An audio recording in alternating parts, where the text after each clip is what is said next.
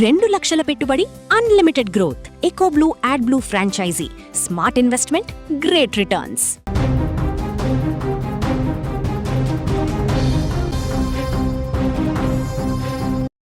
వరుస రోడ్డు ప్రమాదాలు ప్రజలను భయాందోళనకు గురిచేస్తున్నాయి. కోదాడ రోడ్డు యాక్సిడెంట్ జరిగి ఒక్క రోజు కూడా గడవక ముందే తాజాగా మరో ప్రమాదం తీవ్ర విషాదాన్ని మిగులుతోంది. తాజాగా పల్నాడు జిల్లాలో జరిగిన ఈ యాక్సిడెంట్లో ఒకరు కాదు, ఇద్దరు కాదు, ఏకంగా 7 కుటుంబాల్లో విషాదాన్ని నింపింది. తెల్లవారుజామున చిలకలూరిపేట అడ్డరోడ్డు సెంటర్ వద్ద ప్రైవేట్ ట్రావెల్స్ బస్సు ప్రయాణికులతో వెళ్తున్న ఆటోను ఢీకొట్టింది. ప్రమాదం జరిగిన సమయంలో ఆటోలో పలువురు ప్రయాణికులు ప్రయాణిస్తున్నారు.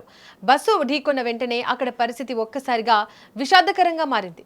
ఈ ప్రమాదంలో ఆటోలో ప్రయాణిస్తున్న 7గురు మృతి చెందారు. మరో 10 మంది గాయపడ్డారు. వారిలో 4గురి పరిస్థితి విషమంగా ఉన్నట్లు సమాచారం. దీంతో క్షతగాతులను అత్యవసరంగా గుంటూరు జీజీహెచ్కు తరలించి చికిత్స అందిస్తున్నారు. ప్రమాదానికి గురైన వారంతా చిలకలూరిపేట మండలం వేలూరు గ్రామానికి చెందిన వారిగా పోలీసులు గుర్తించారు. ప్రకాశం జిల్లా కొండమంజులూరులో జరిగిన పుట్టినరోజు వేడుకలకు వీరంతా వెళ్లినట్లు సమాచారం. వేడుకలు ముగించుకొని తిరిగి తమ స్వగ్రామానికి వస్తున్న సమయంలోనే ఈ ప్రమాదం జరిగింది. తెల్లవారుజామున జరిగిన ఈ ఘటనతో అడ్డరోడ్డు సెంటర్ వద్ద ఒక్కసారిగా కలకలం రేగింది. ప్రమాదాన్ని గమనించిన స్థానికులు వెంటనే అక్కడికి చేరుకుని సహాయక చర్యలు చేపట్టారు. పోలీసులకు సమాచారం అందించడంతో వారు కూడా హుటాహుటిన ఘటనా స్థలానికి చేరుకున్నారు. గాయపడిన వారిని బయటకు తీసి ఆసుపత్రులకు తరలించేందుకు స్థానికులు, పోలీసులు కలిపి రెస్క్యూ ఆపరేషన్స్ చేపట్టారు. తీవ్రంగా గాయపడిన వారిని మెరుగైన వైద్యం కోసం గుంటూరు జీజీహెచ్కు తరలించారు.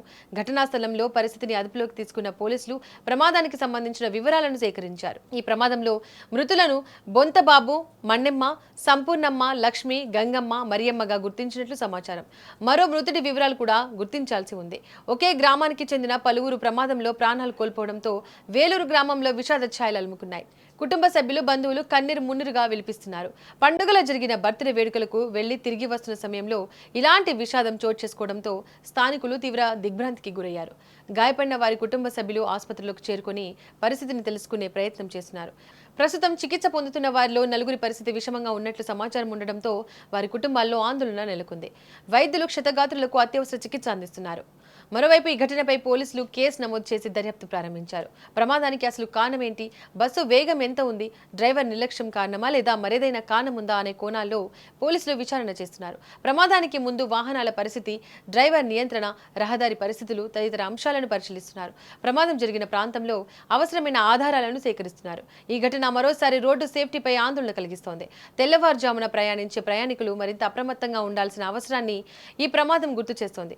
ఒక్క క్షణం నిర్లక్ష్యం ఎన్నో కుటుంబాల్లో జీవితాంతం మిగిలిపోయే విషాదాన్ని మిగిల్చుతుంది.